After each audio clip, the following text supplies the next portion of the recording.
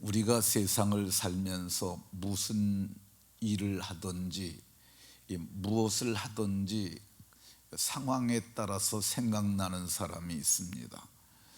공부할 때 생각나는 사람들도 있습니다. 저는 제 숙제를 도와줬던 사람들이 좀 생각납니다. 밥 먹을 때 생각나는 사람도 있습니다. 밥 먹을 때 그 사람이 기억이 나고 그러는 사람이 있어요. 두부를 먹으면 송형근 집사가 생각이 납니다. 송형근 집사는 별로 좋아하는 게 없었는데 두부를 그렇게 좋아해요. 그래서 같이 가서 두부도 먹고 그랬는데 두부 먹을 때 송형근 집사가 생각나는 사람이 있습니다. 바울 사도께서는 오늘 2절에 보면 기도할 때에 너희를 기억함은, 기도할 때 그가 생각나는 거야. 그래서 그들을 기억하고 기도했다고 이렇게 말씀합니다. 바울 사도께서 기도할 때마다 그 데살로니가 교회를 기억하게 되는 이유가 뭐였느냐? 그것은 이 세 가지의 큰 역사가 있었어요. 그러니까 믿음의 역사, 그리고 사랑의 수고, 소망의 인내, 이것이 아주 소문난 교회였어요. 잘 기억이 안 될 수도 있는데요, 믿음, 소망, 사랑, 이 세 가지는 항상 있을 것이라고 그랬잖아요. 근데 믿음의 역사에도 믿음이 들어가죠. 사랑의 수고에 사랑이 들어가죠. 그리고 소망의 인내에 소망이 들어가니까 데살로니가 교회는 믿음, 소망, 사랑이 있는 교회였어요. 오늘은 믿음의 역사에 대해서만 살펴보겠습니다. 데살로니가 교회는 믿음의 역사가 있는 교회라서 기도할 때마다 저들의 믿음이 기억나는 거예요. 그러면 이 데살로니가는 어디에 있는 교회였냐? 그러니까 예루살렘에서 복음이 시작되잖아요. 그게 안디옥으로 북쪽으로 올라갑니다. 북쪽으로 올라가서 오른쪽으로 가면 메소포타미아로 가고 왼쪽으로 가면 터키로 갑니다. 지금의 터키인데 그게 소아시아라고 이렇게 불러요.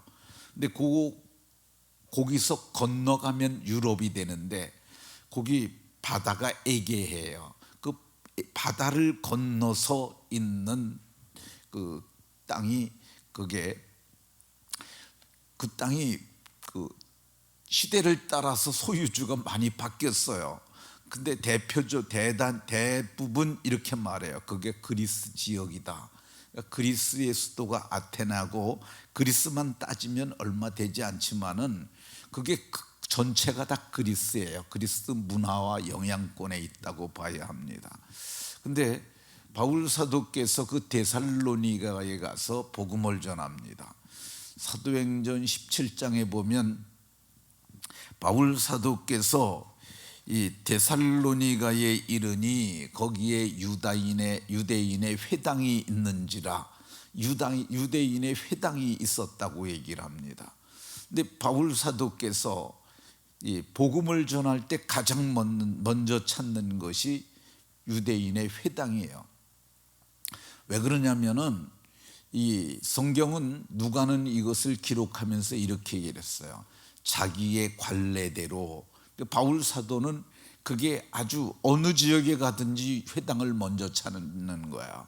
그 이유가 뭐냐면 바울 사도는 정통 랍비 교육을 받은 사람이에요. 가말리엘 문화에서 그런 사람이기 때문에 회당에 들어가게 되면 랍비 자격으로 말할 수 있는 거야. 근데 그 시대의 회당에는 예수님에 대해서는 모르고 누구에 대해서 알았느냐? 이 메시아에 대한 견해가 있었어요. 그 메시아는 히브리적 표현이고요. 그쪽 지역은 헬라어를 사용하던 헬라 문화권이었으니까 그쪽 용어로 얘기하면 그리스도예요. 바울 사도께서 지금 예수님 십자가에 못 박혀 죽으신 예수가 하나님의 그리스도라는 걸 담의 세계에서 하늘이 열리고 그분을 뵙고 나서 그가 회심하고 하나님의 일꾼이 된 거잖아요. 그럼 사도께서 뭘 전하겠어요? 가서 자기 간증을 섞어가면서 그 회당은 율법과 선지서를 보는 데니까 그 율법과 선지서가 증거하신 분이 있는데 그게 유대인들에겐 메시아요 당신들에게는 그리스도인데 그분이 오셨다 이 얘기하는 거죠. 나도 그분이 그리스도인 줄 몰랐는데 내가 담의 세계에서 하늘이 열리고 그분을 내가 천상에 계신 보호자 우편에 계신 분을 내가 봤다. 그래서 정말 그분이 그리스도라는 것을 성경은 이렇게 얘기를 합니다. 성경을 가지고 강론함에, 강론이라는 말은 성경을 풀어서 설명하는 거예요. 17장 3절에서는 뜻을 풀어 그리스도가 해를 받고 죽은 자 가운데 다시 살아나야 할 것을 증언하되 내가 너희에게 이르는 이분이 곧 그리스도라 이렇게 말을 합니다. 그러니까 이게 지금 저는 한 몇 분에 걸쳐서 말을 했지만 바울 사도는 3주간에 걸쳐서 얘기를 했어요. 세 안식일의 뜻을 풀어서 강론을 했어요. 그러다 보니까 데살로니가 교회 성도들이, 데살로니가 사람들이 그 유대인들도 그 중에 있었을 거고, 그런데 그 사람들이 많이 바울 사도의 말을 따르는 거예요. 성경은 이렇게 기록합니다. 경건한 헬라인의 큰 무리가 회심을 했어요. 그리고 적지 않은 귀부인도 고난을 받고 바울과 실라를 따르니 이렇게 말을 하고 있어요. 근데 이제 그 갑자기 많은 사람들이 회심을 하니까 또 바울 사도가 얘기하는 그리스도가 예수라고 그러는 말에 적개심을 갖고 있는 사람들도 있어요. 왜 예수가 그리스도냐? 그리스도는 모세와 같은 선지자라고 정치적이고 군사적인 메시아야지 어떻게 십자가에 죽은 그 사람이 우리 그리스도가 될 수 있느냐고 그러고 대적을 하는 무리가 생겼어요. 그래서 더 이상 회당에서 복음을 전하기 힘들어서 그 제자들이 여기 계시지 마시고 이제 다른 곳으로 옮기십시오. 그래서 베레아 쪽으로 사역지를 옮깁니다. 근데 그럼에도 불구하고 이미 3주 동안 해갖고 많은 사람들이 회심을 했어요. 그들이 데살로니가 교회를 이뤘던 것으로 보여집니다. 그런데 이게 그 빌립보서를 보게 되면은요, 그 빌립보 교회 성도들이 내가 데살로니가에 있을 때 너희가 내게 쓸 것을 2번이나 보내었다고 얘기를 하고 있어요. 그러니까 그 빌립보하고 데살로니가는 같은 대륙에 있으니까 이게 뭐 바다를 건너는 것도 아니고 육지로 다 이렇게 직선으로 오면 되니까 오기는 좀 쉬웠을 거예요. 그렇지만 그래도 2번이나 거기서 쓸 것을 보였다는 얘기는 그때 3주의 복음을 전하고 나중에 또 가서 거기 가서 저들을 믿음에 굳게 서도록 이렇게 했던 것 같습니다. 그런데 가서 거기서 가르치면서 저들에게 말씀을 전했더니 저들이 말씀을 그냥 믿음으로 다 받은 거예요. 그래서 믿음으로 한 일들이 많았어요. 그래서 사도는 그걸 믿음의 역사라 이렇게 말을 했습니다. 믿음의 역사 중에 가장 큰 믿음의 역사가 뭐겠어요? 그는 우상을 버리고 하나님께로 돌아오는 거죠. 그러니까 이 그리스 쪽이 철학의 도시기도 하지만은 신화의 도시기도 해요. 우리도 보면 그리스의 신화 그러면 뭐 그 아테나에 있던 신전들 얘기하며 뭐 그런 얘기들 많잖아요. 그러니까 그런 신화에 빠져 있고 그런 사람들이 하나님께로 돌아와서 믿음으로 굳게 선 거예요. 이걸 믿음의 역사라고 얘기를 하는 거죠. 믿음으로 예수님 믿음으로 말미암아 이 역사가 수도 없이 일어날 수 있습니다. 그러니까 귀신에서 노여나는 것도 믿음의 역사고요.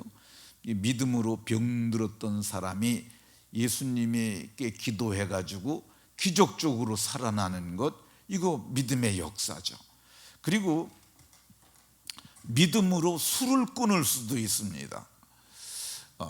우리 교회에서 사랑의 지팡이에서 반찬을 나눠주는 이기택이라고 하는 분이 있습니다.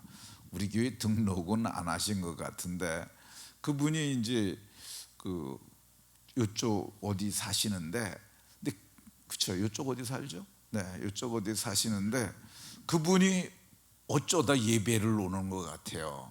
근데 지난주에 헌금 봉투에다가 술을 끊게 해주세요. 그런데 그분이 술이 좀 쩔어 있는 것 같아요.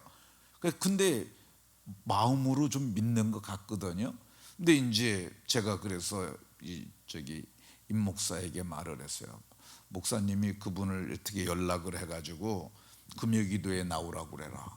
그래서 기도해서 그 사람이 그 술 중독에서 노연하면은, 제가 보기엔 중독 같아요. 중독. 그러니까 술 중독에서 노연하면은 그거 믿음의 역사 아니겠어요? 그러니까 이 믿음의 역사가 있는 교회가 이 데살로니가 교회였는데, 데살로니가 교회만 믿음의 역사가 있었느냐? 아닙니다. 모든 교회들마다 믿음의 역사가 있어요. 오늘 우리 교회도 이 믿음의 역사가 저는 있어야 합니다.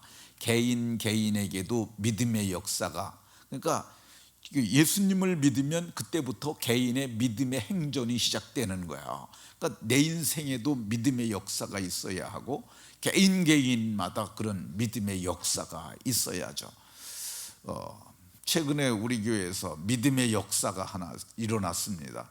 그게 우리 주승우 집사님이 작지만 창업을 한 거예요.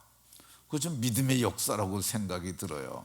주승우 집사님이 56세 됐는데 지금까지 그냥 성실하게 일한 거예요.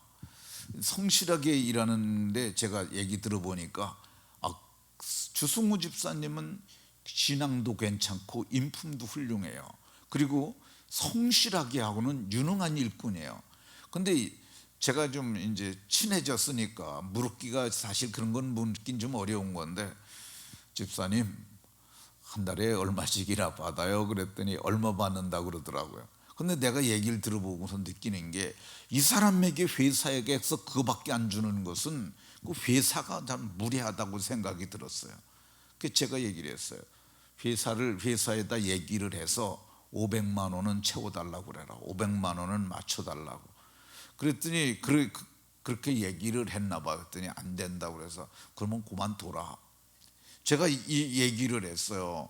그만두라고 그랬는데, 집사님도 제가 이게 좀 여러 말로 했는데 좀 세게 들렸는지 어쨌는지, 그래서 그분이 어떻게 하고 있어요? 그랬더니 이직을 하려고 알아본다고 그러더라고요. 그러더니 이제 어느 날 그랬어요. 목사님 새로 시작하려고 그런다고. 그러더니, 그래서 지난주 토요일에 가봤는데 24평짜리 길거리 옆에 있는 그 상가를 하나 얻었어요. 근데 그게 제이 와이어 커팅인데, 제이가 예수님이래요, 자기 말로. 와이어 커팅이, 그가 하는 와이어라는 말은 그러니까 줄로다 이렇게 쇠를 자르는 일을 하는 건데, 주집사가 그거에 대해 아주 전문가더라고요. 그러니까 그거 가지고 자기가 하는 일이니까 아주 적절하게 그 창업을 잘한 것 같아요. 그래서 지금은 이제 시작한 지 얼마 안 됐으니까 미약하지만은 잘 될 것 같습니다. 근데 개인마다 이런 믿음의 역사가 있어야 돼요. 그러니까 여기 데살로니가 교회는 그런데 그런 믿음의 역사가, 기도를 하려고 엎드려 보면 데살로니가 교회 처음 예수 믿었던 걔도 생각나고, 술 중독이었던 그 사람도 돌아오고, 그리스 신전에 거기서 일하던 그런 사람들도 다 하나님께로 돌아오고, 그러니까 믿음의 역사가 계속 생각나니까 기억한다는 말이 생각나는 거거든요. 그러니까 그들을 위해서 기도했다고 얘기를 합니다. 우리 교회는 사도행전의 행전교회입니다. 그러니까 행하고 전하는 건데, 행하고 전하다 보면은 믿음의 역사가 수없이 나타나야 합니다. 여러분의 인생 가운데 아름다운 믿음의 역사가 있는 복된 인생들이 다 되시고 또 복된 교회가 되기를 주 예수 그리스도의 이름으로 축원합니다.